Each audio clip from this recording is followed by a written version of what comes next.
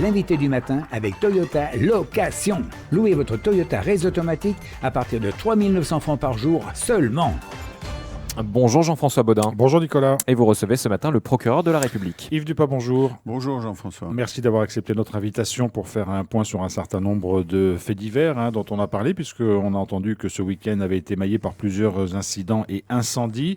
On va d'abord parler de l'incendie qui a touché la structure de BMX, parce que l'enquête a été très vite lancée. Elle a abouti en partie.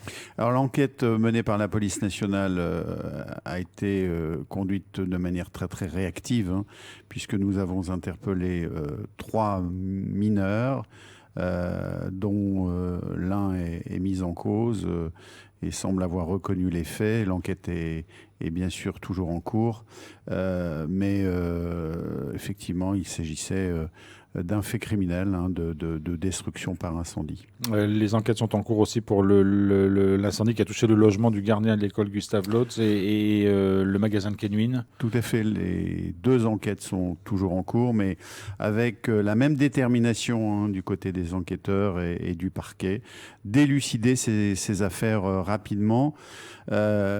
Ces affaires, ce sont des actes de délinquance.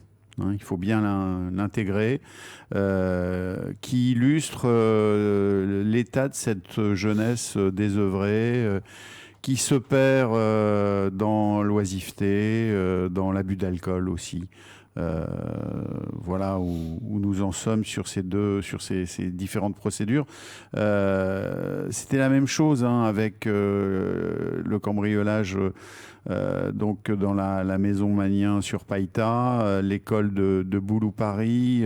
On le voit, des jeunes qui se perdent dans des actes de délinquance. Est-ce que ça veut dire que pendant les vacances scolaires, il y a plus d'actes de délinquance, il y a plus de faits relevés de cette nature ? Alors c'est vrai, sur ce territoire c'est vrai, pendant les vacances scolaires, eh bien un certain nombre de jeunes, sans doute sous l'effet de l'influence du groupe, ont tendance à commettre davantage de méfaits. Effectivement, c'est une constante sur ce territoire, et d'où mon appel à la vigilance du côté des parents. Je pense que il convient de sensibiliser les parents à leur responsabilité, qui est majeure dans la prise en charge de leurs enfants, qu'ils soient préadolescents ou adolescents. L'on sait que la situation de cette jeunesse, c'est un vrai sujet sur le territoire, et qui concerne effectivement chacun des acteurs, au-delà des parents, les élus, notamment l'école. Et donc il est important de le redire ici. Il convient de mener des actions effectivement pour aider cette jeunesse à éviter la délinquance. Est-ce que les peines prononcées sont à la hauteur souvent des infractions ? Parce qu'il y a notamment chez les jeunes parfois ce qu'on appelle un sentiment d'impunité que ressent parfois la population. Est-ce que la justice fait son travail et prononce les peines en adéquation avec les faits ?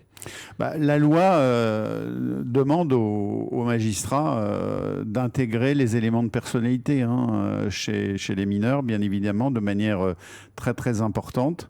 Et il est vrai que ce qui est surprenant, c'est que nous avons un certain nombre de mineurs qui passent à l'action sur des faits, notamment d'incendie ou de cambriolage, qui n'ont pas nécessairement d'antécédents judiciaires.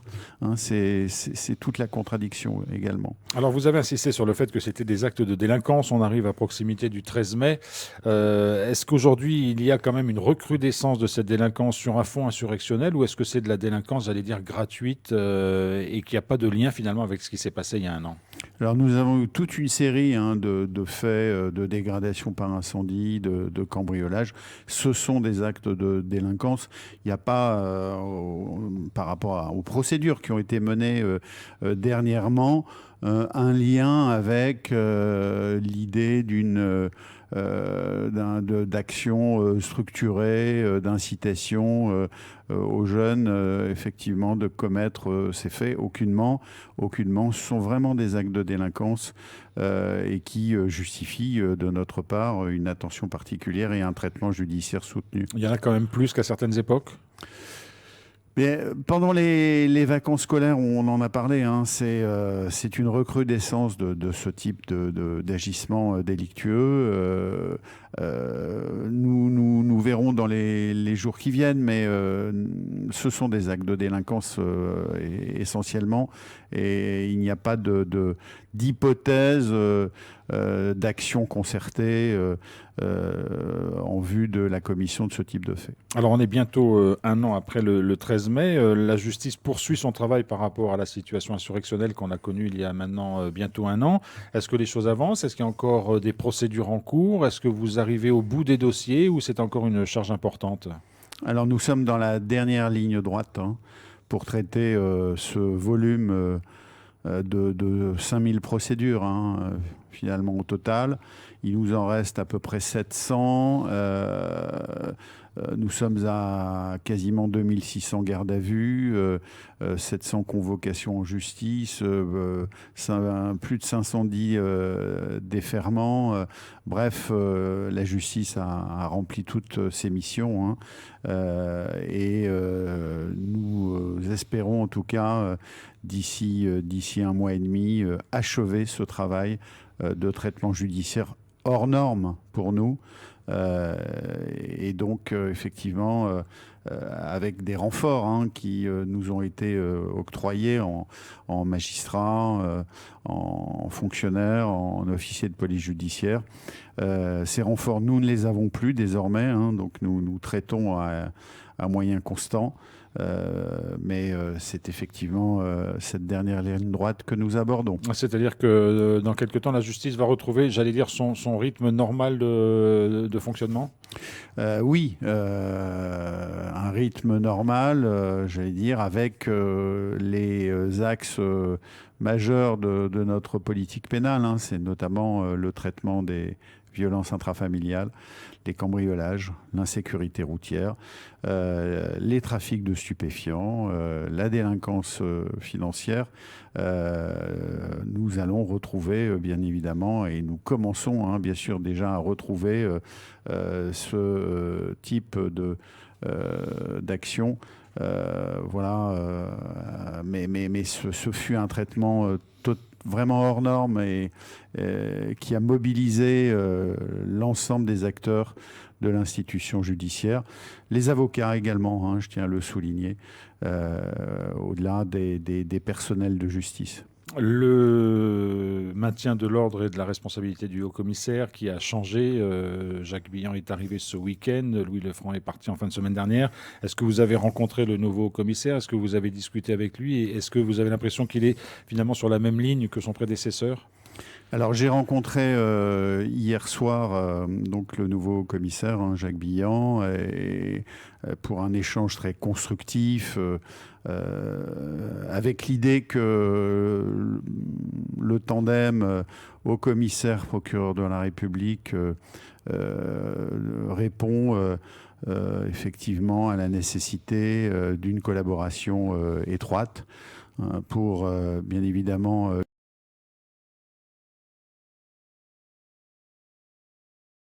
donc pour la sécurité des Calédoniens, pour la préservation des valeurs de la République, pour préserver aussi le contrat social finalement, hein. C'est ce qui est important, et pacifier la société calédonienne par rapport à nos missions respectives, hein.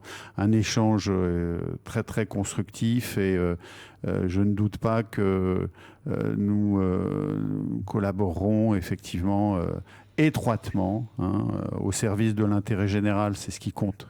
Alors, au-delà de ces émeutes de mai 2024, il y a un certain nombre de dispositifs qui sont mis en place, de structures. On pense à la province sud par rapport aux victimes des violences intrafamiliales. On passe à l'unité médico-judiciaire qui a été mise en place au CHT. C'est-à-dire qu'il y a des structures qui se mettent en place. Ça ne résout pas la question de la délinquance. Ça ne la fait pas non plus diminuer. Mais ces structures, pour autant, sont importantes.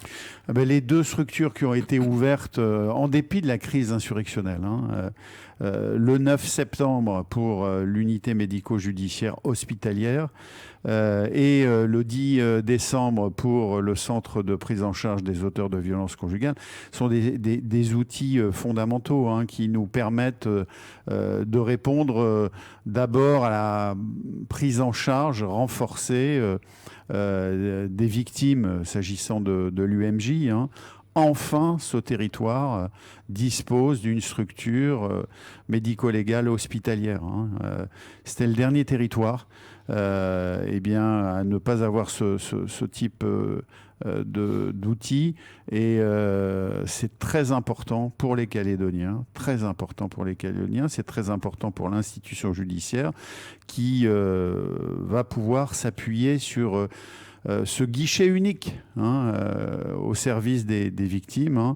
Les victimes y sont soignées d'abord au service des urgences et ensuite elles sont prises en charge par cette UMJ avec une équipe pluridisciplinaire. C'est ça l'atout de l'UMJ, c'est effectivement des médecins légistes, un cadre de santé, un psychologue, un juriste du DAV, des associations d'aide aux victimes qui y sont et qui peuvent rapidement prendre en charge ces victimes. On peut aussi y déposer plainte. Bref, un outil très très important dans le traitement judiciaire des faits de violence, mais pas seulement. Toutes les victimes sont concernées, les victimes des accidents de la route, les victimes de harcèlement, de menaces. Et puis le centre de prise en charge des auteurs de violences conjugales, oui, c'est l'idée que l'on peut effectivement à la fois évincer le conjoint violent du domicile et préserver la victime et les enfants notamment au domicile et mener une prise en charge pluridisciplinaire pour mieux prévenir ce type de fait de violence intrafamiliale. Il faut toujours travailler évidemment sur les causes qui amènent à ces délits. Bien sûr, l'intérêt c'est cela, c'est effectivement de mener des actions à caractère pédagogique avec des experts, psychologues, psychiatres, addictologues, même si c'est un peu la denrée rare sur le territoire, ces spécialistes, mais ils sont déterminants dans la lutte contre cette forme de délinquance. Un mot pour conclure, monsieur le procureur, à l'approche du 13 mai, vous êtes plutôt serein, la justice est en place et fera face éventuellement à tout débordement s'il devait y en avoir ? La justice remplira ses missions, toutes ses missions. Elle l'a suffisamment démontré depuis le 13 mai 2024. Mais je crois qu'il faut rester serein. Et je crois qu'il faut penser surtout chacun à l'avenir de ce territoire qui se fera par effectivement le dialogue et la construction d'une solution politique que nous souhaitons, que je crois tous les Calédoniens attendent. Yves Dupas, procureur de la République, merci d'avoir accepté notre invitation ce matin. Merci à vous.